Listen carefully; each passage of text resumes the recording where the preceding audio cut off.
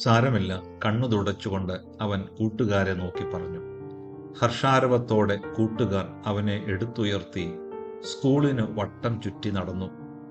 ഇന്നും ഒരു നേരിയ നൊമ്പരത്തോടെ ആ സംഭവം ഓർക്കാൻ പറ്റും. സഹപാഠികളിൽ ഒരാളുടെ പേന ആരോ മോഷ്ടിച്ചിരിക്കുന്നു. അപ്പന്റെ പേനയായിരുന്നു. വീട്ടിൽ ചെന്നാൽ അടിയുറപ്പ. പേന നഷ്ടപ്പെട്ടവൻ ഏങ്ങലടിച്ച് കരയാൻ തുടങ്ങി. അടുത്തിരിക്കുന്ന സഹപാഠിയെ നോക്കി ഒരുത്തൻ പറഞ്ഞു, അവനായിരിക്കും, അവനല്ലാതെ ആര് എടുക്കാൻ. എല്ലാവരും അത് ശരിവെച്ചു. അവന്റെ ഷർട്ടിന് കുത്തിപ്പിടിച്ച് ചോദ്യം ചെയ്യൽ ആരംഭിച്ചു.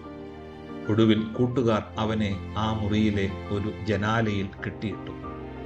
മോഷ്ടിച്ചിട്ടില്ലെന്ന് കരച്ചിലിനിടയിലും അവൻ പറയുന്നുണ്ടായിരുന്നു. അവരതൊന്നും ശ്രദ്ധിച്ചില്ല. കള്ളനെന്ന് അവർ കൂകി വിളിച്ചു.